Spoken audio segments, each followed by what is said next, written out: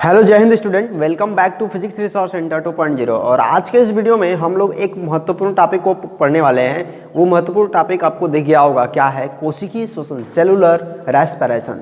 ठीक ना। श्वसन प्रक्रिया, जैसे आप लोगों ने नाम सुना होगा, श्वसन किसे कहते हैं? ब्रीदिंग। ठीक ना। एक निश्वसन होता है, एक उच्छ्वसन होता है, मतलब ब्रीदिंग इन और ब्रीदिंग आउट। मतलब ये श्वसन की प्रक्रिया है। लेकिन जो श्वसन दो तरीके से होता है हम लोगों के शरीर में। एक हम लोग श्वसन नासिका के द्वारा लेते हैं और फेफड़े में जाता है। दूसरा श्वसन कि जो हम ऑक्सीजन लेते हैं वे ऑक्सीजन हमारी कोशिकाओं तक जाता है, और वहाँ पर जो श्वसन की प्रक्रिया होती है उस श्वसन को हम लोग कोशिकीय श्वसन कहते हैं।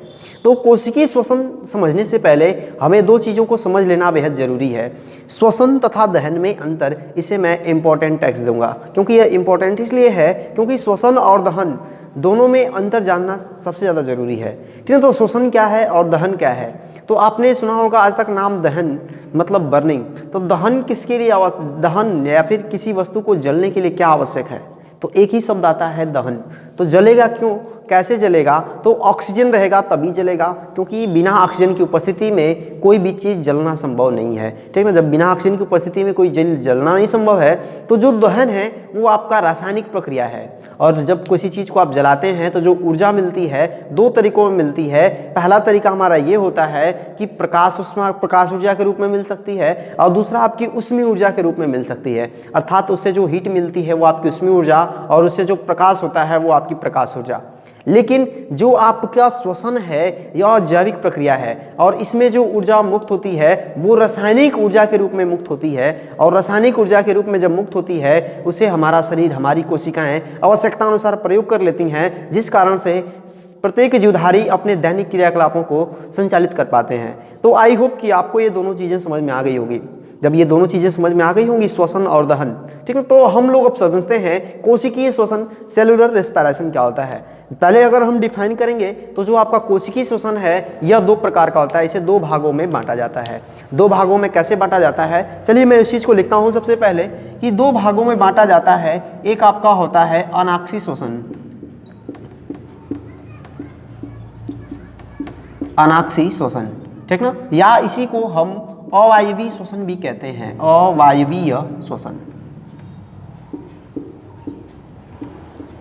अवायवीय श्वसन। दूसरा जो इसका पार्ट है वो आपका कहलाता है ऑक्सी श्वसन, ऑक्सी श्वसन, या इसी को हम लोग कहते हैं वायवीय श्वसन, वायवीय श्वसन। ये दो चीजें हैं, एनारोबिक रेस्पिरेशन और एरोबिक रेस्पिरेशन। ठीक ना। कब आपका अनाक्षी श्वसन होता है और कब वायवीय श्वसन होता है? देखिए, कुछ जीवधारियों में बात करेंगे तो जो ये अनाक्षी श्वसन होता है हमेशा के लिए होता है, मतलब अस्थायी रूप से होता है। और कुछ जीवधारियों में जो अनाक्षी श्वसन होता है वो अस्थायी रूप से होता है। और अस्थायी रूप से, जैसे हम लोगों के भी शरीर में होता है अनाक्षी श्वसन, अस्थायी रूप से होता है केवल कुछ समय के लिए। कब होता है? जब आप बहुत तीव्र गति से कार्य कर रहे होते हैं तब होता है। ठीक ना, पहला ये कंडीशन। लेकिन हम लोगों में यह अस्थायी रूप से होता है। हम लोगों में जो अस्थायी रूप से श्वसन होता है कोशिकाओं में वो आपका ऑक्सी श्वसन या वायवीय श्वसन होता है। अगर हम बात करेंगे अनाक्षी श्वसन या अवायवीय श्वसन की, तो पहली बात इसका नाम से ही स्पष्ट है, अवायवीय मतलब वायु की कोई आवश्यकता नहीं, मतलब ऑक्सीजन की कोई आवश्यकता नहीं। और जब ऑक्सीजन की कोई आवश्यकता नहीं होती है तो इस प्रकार जो कोशिकाओं में श्वसन होता है उसे हम लोग अनाक्षी श्वसन कहते हैं। और अनाक्षी श्वसन कहने का मतलब यह बैक्टीरिया व कवकों में अस्थायी रूप से होता है, मतलब परमानेंटली तरीके से होता है। ठीक है। तो हम लोग इसे एक रिएक्शन के द्वारा समझ लेते हैं क्या होता है। जैसे कोई भी जीवधारी अपना भोजन बनाता है तो कार्बोहाइड्रेट के रूप में संचित कर लेता है, और कार्बोहाइड्रेट या कहें या फिर ग्लूकोज कहें, आपको ये चीज़ बेहतर बहुत ही अच्छे तरीके से याद होगा कि ग्लूकोज का फार्मूला क्या होता है। और जब ग्लूकोज का फार्मूला, तो मैं यहाँ पर पहले अनाक्षी श्वसन को डिफाइन करूँगा। ठीक ना, अनाक्षी श्वसन, अनाक्षी श्वसन। ठीक ना। अब समझिएगा पहले आप लोग, पहले जो आपका यहाँ पे मैं रिएक्शन लिखने वाला हूँ, जो आपका ग्लूकोज C6H12O6 है, C6H12O6, ये आपका ग्लूकोज हो जाता है। और जब यह ग्लूकोज हो जाता है, और इसका क्या होता है कि जब इसे हम लोग ऑक्सीजन नहीं देंगे तब इसे क्या कहेंगे कि अपूर्ण ऑक्सीकरण है। क्या है? अपूर्ण ऑक्सीकरण। और जब इसे पूरी तरीके से ऑक्सीजन नहीं मिलता है तब यह क्या बनाता है? दो ही चीजें बनाता है। क्या? एक आपका एथिल एल्कोहल, क्या बनाता है? एथिल एल्कोहल प्लस में क्या बनाता है, जल बनाता है और प्लस में कार्बन डाइऑक्साइड बनाता है, कार्बन डाइऑक्साइड।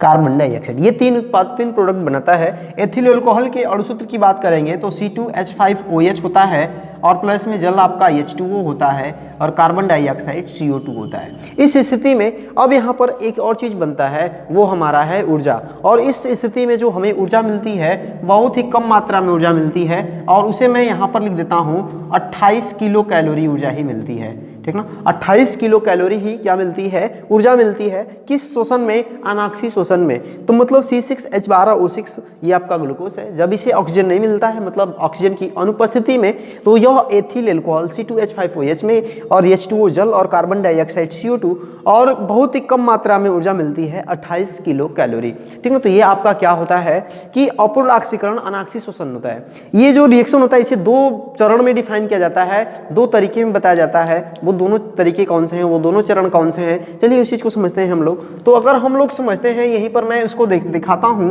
कि जो स्टेप होता है, पहला स्टेप क्या होता है कि जो भी हमारा क्या होता है, ग्लूकोज, क्या होता है, ग्लूकोज। जब यह ग्लूकोज होता है सबसे पहले ध्यान समझिएगा पायरुविक अम्ल बनता है।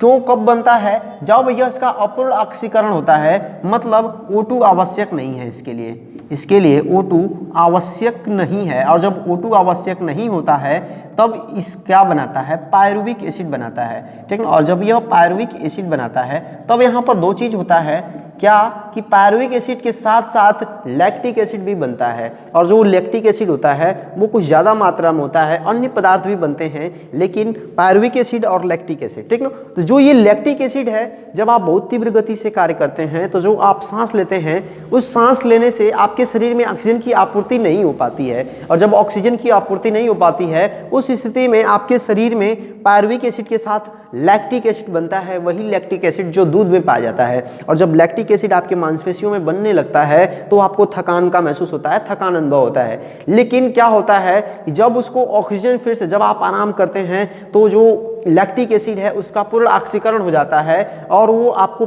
फिर से ऊर्जा मिलती है और आपकी थकान दूर हो जाती है, ठीक है। तो ये अस्थायी रूप से होता है। तो पहले स्टेप में यह ग्लूकोज जो होता है पायरुविक एसिड बनाता है और ग्लूकोज से पायरुविक एसिड बनाना ग्लाइकोलिसिस कहलाता है, ग्लाइकोलिसिस, ग्लाइकोलिसिस कहलाता है क्या, ग्लूकोज से पायरुविक एसिड बनना। अब इस पायरुविक एसिड से क्या बनता है सेकेंड टर्म में कि फिर से इसको ऑक्सीजन मिलता नहीं है क्योंकि अनाक्षी शोषण है। जब अनाक्षी शोषण है तो इसे ऑक्सीजन नहीं मिलता है। जब ऑक्सीजन नहीं मिलता है तब यहाँ पर अपूर्ण ऑक्सीकरण होता है और अपूर्ण ऑक्सीकरण की इसी घटना को हम लोग यहाँ पर किण्वन देते हैं, फर्मेंटेशन कहते हैं। क्या कहते हैं, फर्मेंटेशन या फिर किण्वन। इस स्थिति में बनता वही हमारा product, last product ethyl alcohol, ठीक है। क्या बनता है, एथिल एल्कोहल प्लस में जल प्लस में carbon dioxide, carbon dioxide, ethyl alcohol, जल और कार्बन डाइऑक्साइड और प्लस में क्या बनता है, ऊर्जा बनती है, ठीक ना। तो ये आपका दो स्टेप हो गया। पहला स्टेप ग्लूकोज का टूटना ग्लाइकोलिसिस, और ग्लूकोज का जब टूटना ग्लाइकोलिसिस होता है तो पायरुविक एसिड बनता है और जब इसे ऑक्सीजन नहीं मिलता है तब ये इस प्रक्रिया को हम लोग किण्वन कहते हैं। और उस प्रक्रिया के दौरान एथिल एल्कोहल, जल और कार्बन डाइऑक्साइड और ऊर्जा मिलती है। तो ये आपका हो जाता है अनाक्षी शोषण, ठीक ना। यहाँ पर होता क्या चीज है, अनाक्षी शोषण में हमें कम मात्रा में ही ऊर्जा मिलती है, ज्यादा मात्रा में ऊर्जा नहीं मिल पाती है। तो आई होप कि आपको ये चीजें समझ में आ गई होंगी अनाक्षी शोषण की, ठीक ना। आप इस रिएक्शन को समझते हैं, रिएक्शन को समझ लेंगे तो सारी चीजें आसान हो जाएंगी। अब हम लोग चलिए समझते हैं अक्षीय शोषण या फिर वायवीय शोषण, ठीक है। चलिए उसको समझते हैं।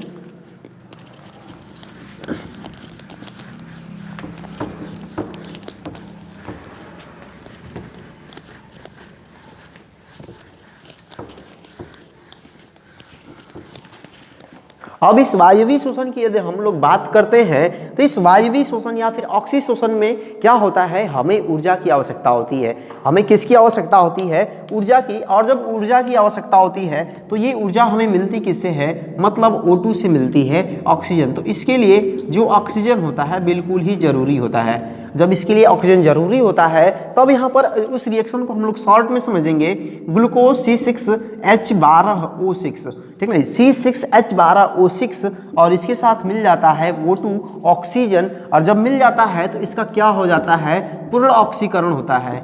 इसका क्या होता है? पूर्ण ऑक्सीकरण। और जब पूर्ण ऑक्सीकरण होता है तब हमें जो मिलता है प्रोडक्ट वो कार्बन डाइऑक्साइड CO2 मिलता है, प्लस में जल आपका H2O मिलता है, प्लस में 673 किलो कैलोरी एनर्जी मिलती है। 673 किलो कैलोरी क्या मिलती है? एनर्जी मिलती है। ये आपका ऑक्सी शोषण या फिर वायवीय शोषण की प्रक्रिया है। अब ये जो ऊर्जा होती है बहुत ज़्यादा मात्रा में मिलती है ऑक्सी शोषण में, अर्थात हम लोगों की कोशिकाओं में, ठीक ना। अब इस रिएक्शन को दो चरणों में समझा जाता है, जैसे कि हम लोग अनाक्सी शोषण में समझे थे। अगर हम उसकी चरण की बात करते हैं तो सबसे पहले जो आपका ग्लूकोज होता है, तो ग्लूकोज को टूटने का जो प्रक्रिया होता है वो क्या कहलाता है? ग्लाइकोलिसिस कहलाता है। और जो ग्लाइकोलिसिस कहलाता है इस स्थिति में हम उस क्या बनता है? पायरुविक अम्ल बनता है, पायरुविक एसिड बनता है। क्या बनता है? Pyruvic acid. अब ये जो पायरुविक एसिड बनता है ये तो पहला स्टेप हो गया। सेकेंड स्टेप, जब ये पायरुविक एसिड टूटता है और जब टूटने के लिए इसे क्या यहाँ पर मिलता है?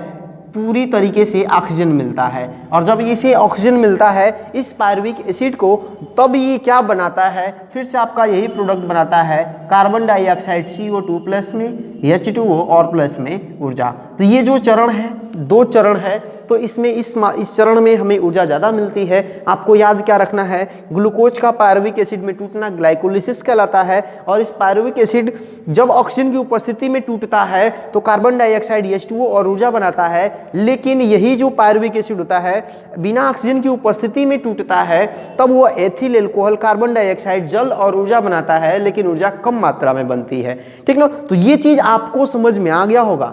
लेकिन एक बात अभी तो कंफ्यूजन में शायद आप होंगे, शायद हो सकते हैं, क्या शायद में, कि ये ऊर्जा तो बन रही है तो ऊर्जा जाती क्यों है, कहाँ जाती है, ठीक ना। तो हम इस चीज़ के बारे में बात करेंगे कि ऊर्जा कहाँ संचित हो जाती है, आपकी कोशिकाओं में कैसे रह जाती है, ठीक ना। तो उस चीज़ की बात करेंगे। तो आपकी कोशिका के कोशिका द्रव में एक कोशिकांग पाया जाता है जिसका नाम होता है माइटोकॉन्ड्रिया, ठीक ना। चलिए अब हम लोग उसको समझते हैं, माइटोकॉन्ड्रिया को।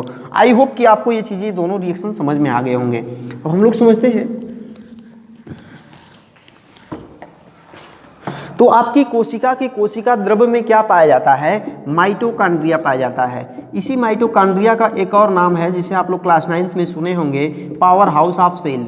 Mitochondria power house of cell, यानी कि ऊर्जा गृह, कोशिका का ऊर्जा गृह, इसी माइटोकॉन्ड्रिया को कहा जाता है। तो इस माइटोकॉन्ड्रिया में फास्फेट के मूलक होते हैं, ठीक है। फास्फेट के क्या होते हैं? मूलक होते हैं, और एडिनोसिन के मूलक होते हैं, ठीक है। तो अब ये जो ऊर्जा बनती है तो उसमें ऊर्जा दो रूपों में बनती है, ये जो ADP होते हैं, ठीक ना। अब देखिएगा ADP और एक नाम आता है आपका ATP। तो ADP को हम लोग एडिनोसिन डाइफास्फेट कहते हैं, ATP को हम लोग एडिनोसिन ट्राइफास्फेट कहते हैं। एडिनोसिन डाइफास्फेट कहने का मतलब, डाई का मतलब दो होता है, तो मतलब उसमें फास्फेट के दो मूलक जुड़े हुए रहते हैं। ट्राई का मतलब तीन, अर्थात उसमें फास्फेट के तीन मूलक जुड़े हुए रहते हैं। तो जब हमें ऊर्जा मिलती है, जब ऑक्सी शोषण होता है, उस स्थिति में होता क्या चीज है? ये जो ADP है, ये ADP और तथा फास्फेट मूलक ये मिल करके ATP बना लेते हैं। और जब ये दोनों मिल करके ATP बना लेते हैं तब ये ऊर्जा के रूप में संचित होती है। लेकिन जब ये ADP और फास्फेट मूलक जुड़ते हैं तो बहुत ज़्यादा मात्रा में इन्हें ऊर्जा चाहिए होती है। तो ये कोशिका जब ऑक्सी शोषण होता है और वहाँ पर जो ऊर्जा बनती है उस ऊर्जा को ले लेते हैं और ले करके ATP बना लेते हैं। इसी ATP को हम लोग कुछ इस तरीके से लिखते हैं, APP, कुछ इस तरीके से भी लिखते हैं। ये P इसलिए दिखाया जाता है क्योंकि ये फास्फेट के तीनों मूलक को दिखाया जाता है P से। ADP को कैसे दिखाया जाता है?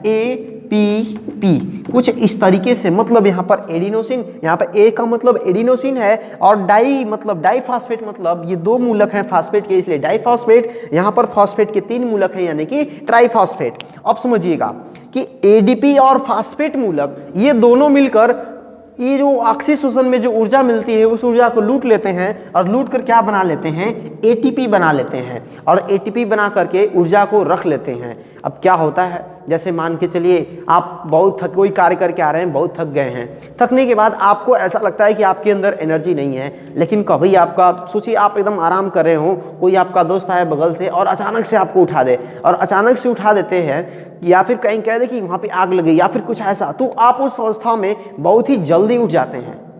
लेकिन क्या कभी आप जल्दी तो उठ जाते हैं, लेकिन कभी सोचे नहीं है ये ऊर्जा हमारे अंदर कहाँ से आ गई। ये ऊर्जा आती कहाँ से है कि उस अवस्था में जब आपके शरीर के किसी अंग को ऊर्जा की आवश्यकता होती है तो ये एटीपी फिर से टूटता है, और जब यह एटीपी टूटता है तो बनाता क्या चीज़ है, इसका अंतिम 2 बंध टूट जाता है। अंतिम 2 बंध टूट जाता है तो जब टूट जाता है तो जो एटीपी है, एटीपी यह फिर से क्या बनाता है, एडीपी बनाता है और प्लस में PO4 फास्फेट मूलक बनाता है। तो आई होप कि आपको समझ में आ गया होगा ये चीज़। तो एटीपी टूटेगा तो एडीपी और प्लस में PO4 पे। अब इस अवस्था में आपकी ऊर्जा खर्च हो रही है। आपकी ऊर्जा क्या हो रही है, खर्च हो रही है जब आपको ज़रूरत होती है। यहाँ पर क्या होता है, एडीपी और जब फास्फेट मूलक मिलते हैं तो एटीपी बनता है, मतलब इस अवस्था में आपकी जो ऊर्जा होती है संचित होती है, ठीक ना। तो ये आपका श्वसन का, ठीक ना, श्वसन में एक ये एटीपी का योगदान होता है कि एटीपी किस तरीके से हमारे श्वसन प्रक्रिया को संचालित करती है। तो आई होप कि आपको ये चीज़ें समझ में आ गया होगा। अब मिलते हैं किसी नेक्स्ट वीडियो में, तब तक के लिए जय हिंद।